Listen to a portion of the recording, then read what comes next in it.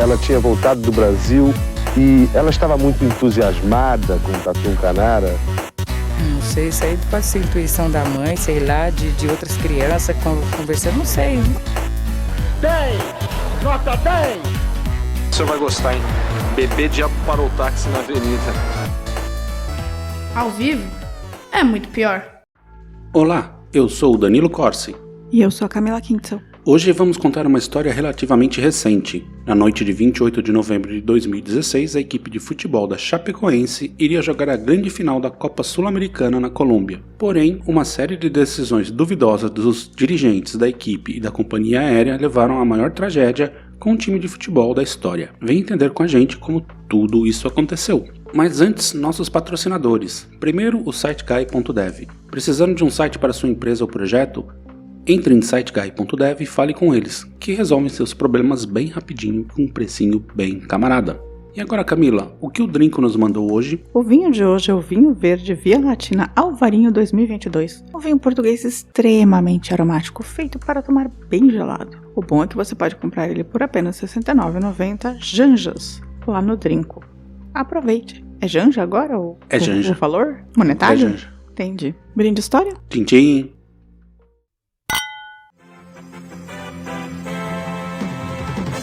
Agora são 4h10, horário de verão. Estamos interrompendo a programação com uma informação preocupante e importante demais. O avião que transportava a delegação da Chapecoense para a Colômbia caiu perto do aeroporto de Medellín.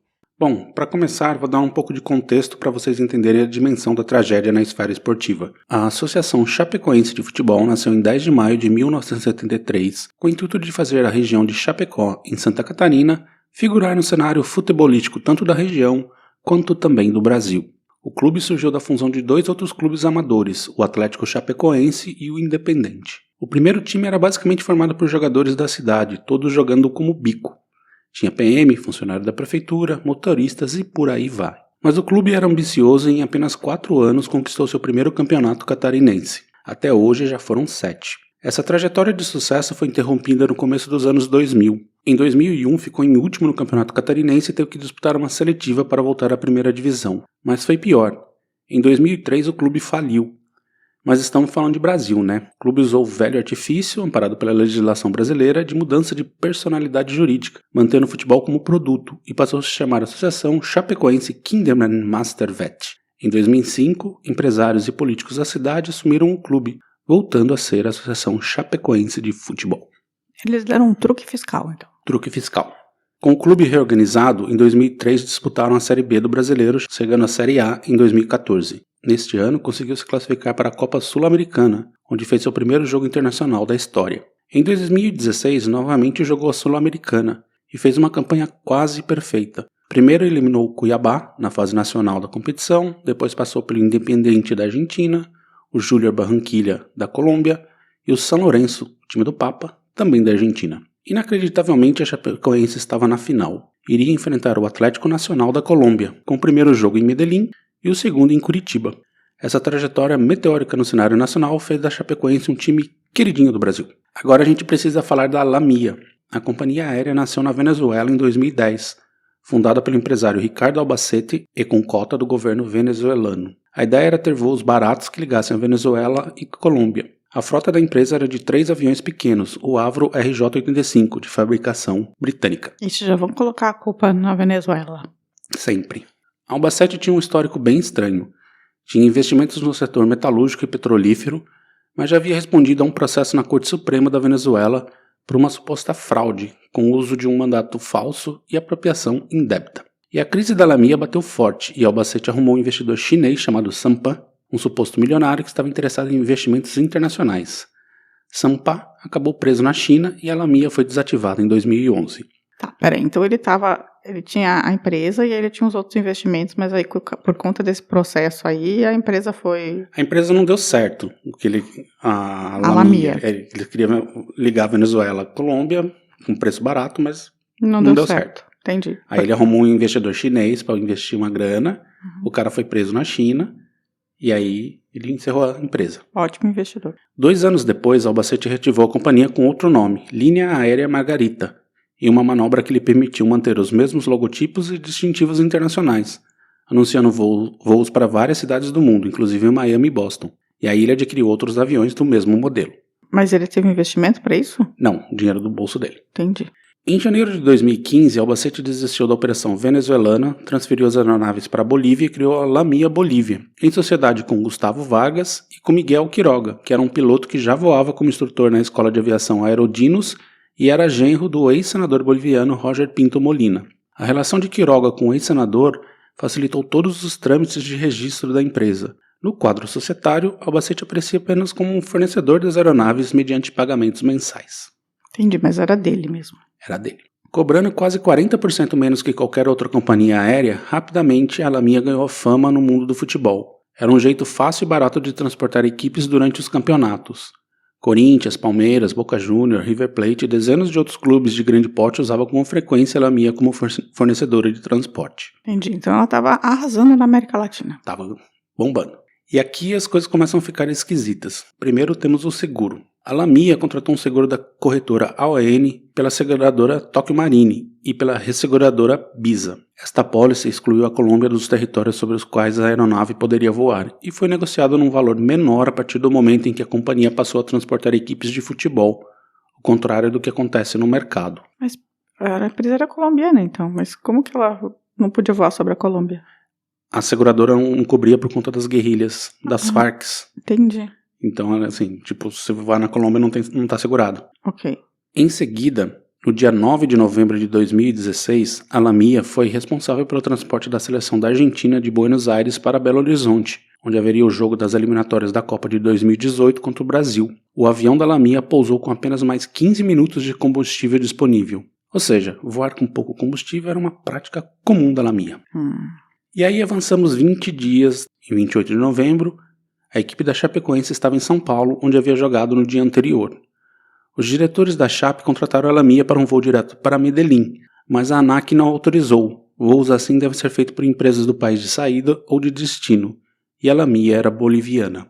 Então restou a delegação da Chapecoense embarcar para a Bolívia, num voo comercial da Boa, com destino a Santa Cruz de la Sierra. De lá iriam com a Lamia para até Rio Negro, tipo Guarulhos de Medellín. Guarulhos de Medellín. 77 pessoas, entre atletas, equipe técnica, diretoria, jornalistas, convidados e tripulantes, foram 9 tripulantes no total, embarcaram. Às 22 horas e 13 minutos, o voo Lamia 2933 é autorizado a decolar. E vamos aqui falar de alguns problemas. Primeiro é óbvio, a Lamia não tinha seguro para voar para a Colômbia, portanto não poderia decolar. Tá, o voo da Boa foi de boa.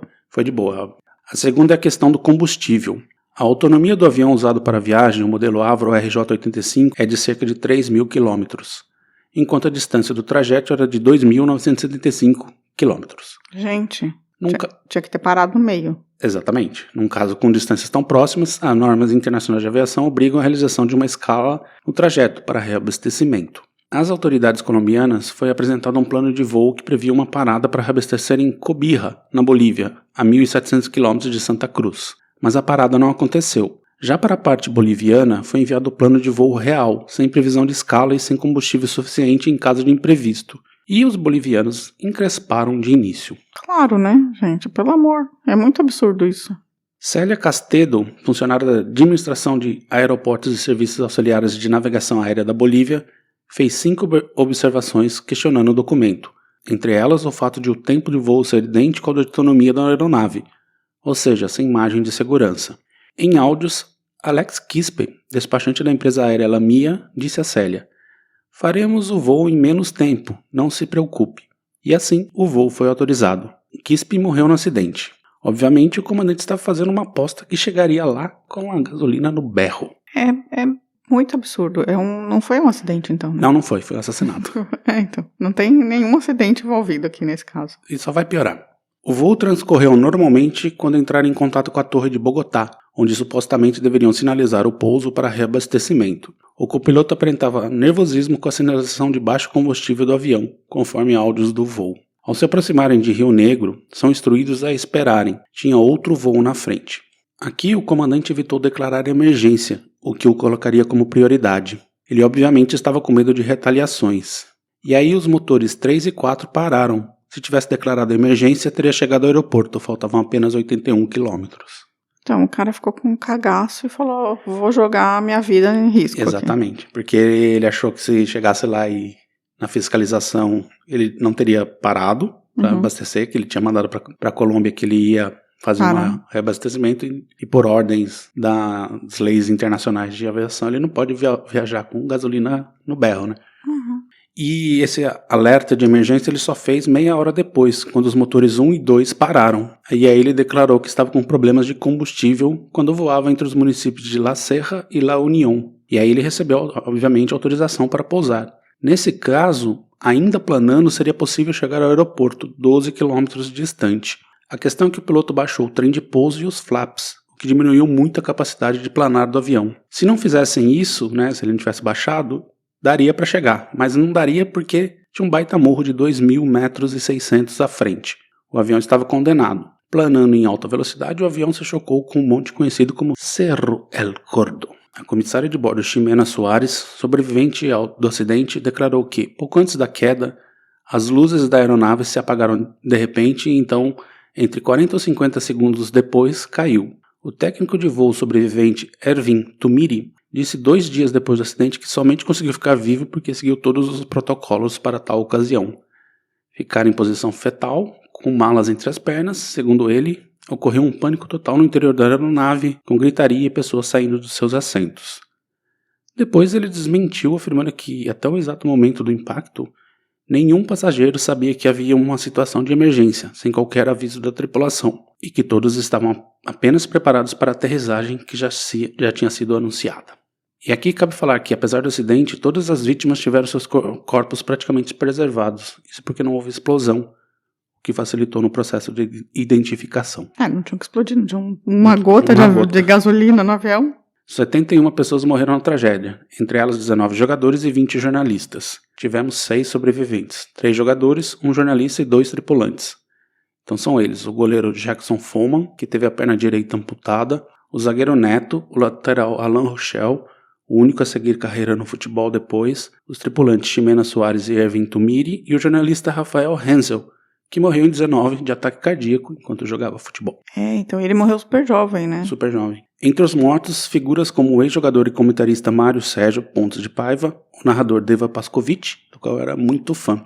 Além do time todo, né? Tinha o meu xará, o goleiro Danilo, que era muito bom, o técnico Caio Júnior, que tinha sido o melhor técnico do Paraná Clube de todos os tempos. E todos os outros jogadores, né? Mas também teve histórias incríveis nessa tragédia aí da Chapecoense, como um menino de 10 anos que guiou a equipe de resgate para salvar Alan Rochelle e de Sérgio Maralunda, que levou sua picape 4x4 até o acidente e foi a ambulância para os sobreviventes. A investigação foi rápida e fácil. As evidências revelaram que a aeronave sofreu falta total de combustível, pane seca. O Grupo de Investigação de Acidentes Aéreos da Aeronáutica Civil da Colômbia entregou o relatório final em 27 de abril de 2018. O relatório concluiu que a Alamia planejou o voo como charter, sem escalas entre Santa Cruz e Rio Negro, e que não tinha quantidade mínima de combustível para a rota, como determinado pelos padrões internacionais. O déficit de combustível era de 2.303 quilos, e tanto a empresa como a tripulação, mesmo sabendo dessa quantidade insuficiente de combustível, não planejaram pousar em outro aeroporto ao longo da rota para reabastecimento, como em Bogotá ou em outro aeroporto. Ainda segundo o relatório, a Alamia apresentava deficiências organizacionais, situação econômica deficitária e problemas na gestão de segurança operacional. Isso levou a tripulação a tomadas de decisões inadequadas, pois continuava fixando em continuar o voo com uma quantidade extremamente limitada de combustível. Os comunicados de prioridade e emergência por parte da tripulação foram tardios, quando já era iminente o esgotamento total do combustível, e essa conduta provocou um atraso na aproximação do avião à pista de Rio Negro. Cerca de 40 minutos antes da queda, a aeronave já emitia alertas visuais e sonoros de situação de emergência, mas a tripulação ignorou os avisos e não tomou as medidas protocolares de comunicação com os controladores de voo. Ainda segundo os investigadores, essa conduta era frequente por parte da empresa, não fazendo um planejamento conforme as normas para voos longos e internacionais. Eles eram vida louca para tentar dar desconto, né? E estavam em situação deficitária justamente porque não estava pagando os descontos que eles davam para conseguir os voos, não estava pagando, cobrindo a história.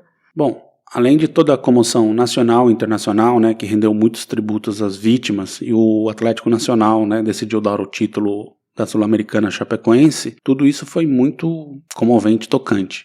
Mas depois disso, a vida real se impôs. A seguradora AON se recusou a pagar as apólices sobre a alegação que a aeronave não poderia sobrevoar o espaço aéreo colombiano, e o próprio clube recorre das indenizações. Em 2019, foi instalada uma CPI no Senado para apontar responsabilidades de indenização às famílias das vítimas. O relatório final da CPI foi apresentado em 18 de maio de 2022 e aprovado 2 meses depois.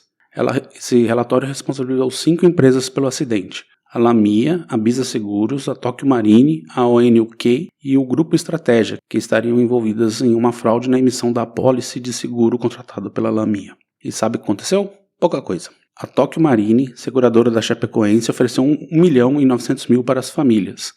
24 delas aceitaram. Gente, 1 milhão, mas para cada família? Para cada família. Ah, tá, nossa, eu achei que era menos de mil, era dividido. Não. Em contrapartida, quem acatou o acordo assinou um termo de quitação que impede qualquer ação judicial contra a companhia aérea Lamia e a seguradora. As demais continuam na luta. A Chape deve mais de 180 milhões e entrou em recuperação judicial. O time também desabou, né, e está na Série B. Quase 8 anos depois, tudo virou um imbróglio jurídico e ninguém foi formalmente punido por um acidente facilmente evitável em fiscalização. E aí, Camila? Você se lembra desse acidente? Você sabia de todos esses detalhes? Não, eu não sabia de todos. É claro que eu me lembro que não faz 7 anos, né? Mas, então, eu já era bem adulta, já morava, né, aqui na Alemanha e tal. Foi muito chocante, assim. Sempre acidente aéreo é chocante. Nunca é uma coisa fácil de digerir. Porque é muita gente morrendo ao mesmo tempo de uma maneira muito cruel, né?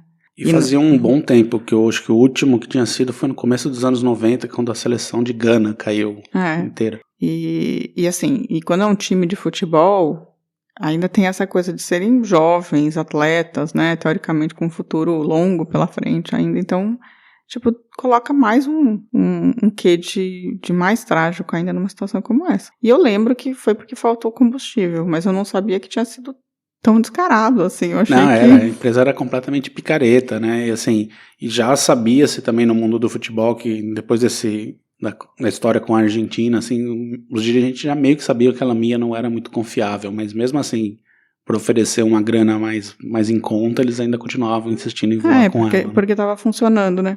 Mas a questão é que também tem muita gente, aquela técnica lá que aceitou o cara falar que, vamos fazer mais rápido, isso é absurdo, assim, é completamente absurdo. Essa mulher também devia ser responsabilizada, de certa maneira. Ela foi sacada da coordenação lá, mas assim, punida não foi. Então, porque na verdade ela foi absolutamente criminosa, né? Não, ela poderia ter impedido o acidente, né? Simplesmente não autorizado a decolar enquanto eles não dessem garantia que iam fazer a escala, né?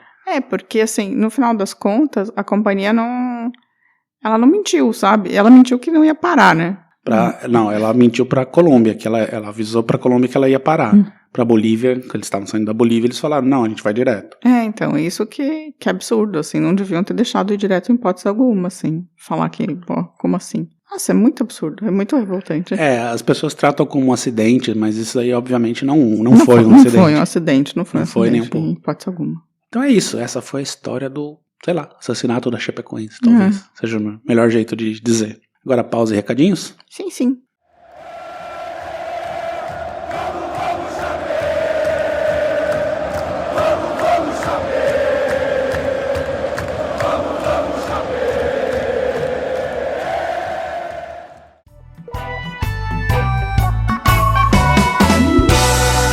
Recadinhos. Camila, se alguém aí tiver mais alguma informação sobre a Lamia, sabe onde está o Albacete, como é que faz para dizer pra gente? Na verdade, informe as polícias dos respectivos locais, né? Ele tinha fugido pra Espanha. Ah, tá. Então informe a polícia espanhola para ela entrar em contato com a polícia colombiana colombiana, no caso. No caso é colombiana. Então, e também com a justiça brasileira, né? Porque deve estar rolando também na justiça brasileira alguma coisa sobre esse acidente, que não foi acidente. Então façam isso, mas se vocês quiserem falar com a gente sobre outros assuntos, que não seja isso, porque eu não tô afim de ficar recebendo dicas de criminosos, podem mandar um e-mail para contato@muitopior.com.br ou entrar em contato com a gente pelo Instagram, Facebook, Twitter ou ainda deixar um recadinho no nosso site, tanto em áudio como em texto, fazer um comentário no YouTube. Nossa, são muitas formas de contato, muitas. Né? Então nos recadinhos agora temos no episódio do Jogo do Bicho, temos a Michele Cass, que falou que só queria dizer que Castor de Andrade é um ótimo nome para um bicheiro. Castor, né? Castor. É que não tem castor no bicho, mas é perfeito. Seria mesmo. Funciona perfeitamente. Lá no YouTube, o user alguma coisa aí, lá no número, no Canalhas BR2, né, que são sobre os irmãos Breves, fala que mora em uma cidade no Pará que se chama Breves. Sim, e essa cidade tá relacionada com o ramo da família que foi pro Pará.